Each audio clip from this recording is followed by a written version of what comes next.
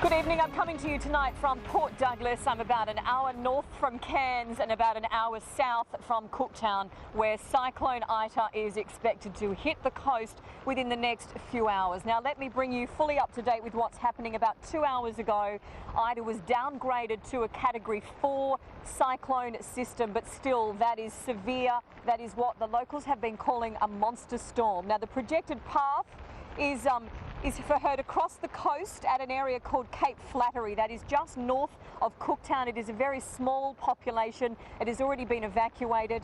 Cooktown is the next biggest town. Now, that is due to hit the coast there between 10 and 11 o'clock tonight. Now, despite the downgrade, this is still very powerful. The winds, destructive. In the eye of that storm, 300 kilometres an hour. I'll paint you this description. Drive your car at 100 kilometres an hour with the window down, times that by 3. That will be the force of that wind. Within a 200 kilometre radius, we're also expecting massive winds, and that is the issue that we're seeing here in other areas such as Port Douglas, where I am tonight. Now, she will then turn south, slowly move a little bit slower. It's roughly going at about 13 kilometres an hour, but that in itself will increase the risk of floods. All of this intense rain will bring with it flash flooding. Now, the winds have been picking up here at Port Douglas all afternoon. I don't know whether you can see in front of me, but the rain is basically coming in horizontally. So you can imagine the damage that that could cause to an area here where there's a lot of steep slopes. Landslides is one of the major issues. The water behind me, I know you can't see it now because it's dark, but it's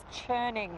The waves are coming in. It is murky. The swell is rising, and that in itself is leading to fears of coastal communities being swamped by higher tides than normal. The water is expected to be 1 to 1.5 metres higher than normal. Now, this is not to mention the potential for erosion here on some of the headlands. People are taking this warning very seriously. The locals in this area have lived through many a cyclone, but they are saying this one really has them worried tonight. It's windy enough in Port Douglas, but 200 kilometres north in Cooktown, it's blowing a near gale with driving rain. Locals have done what they can to prepare and take refuge, some in the local pub, others retreating to the cyclone shelter at the Cooktown Events Centre.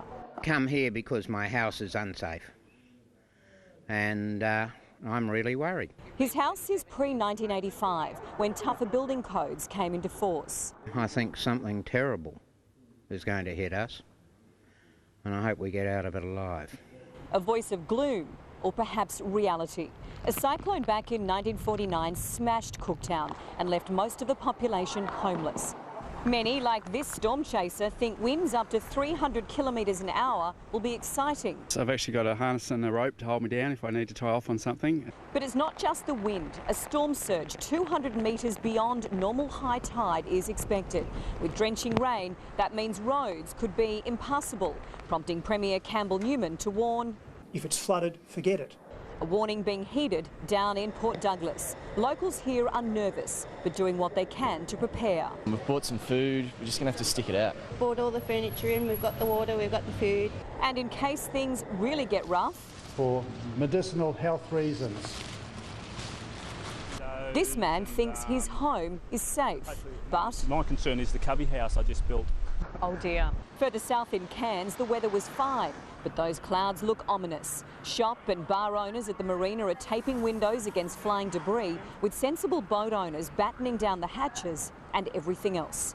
I'll ride it out on the boat about 3 kilometres up the creek.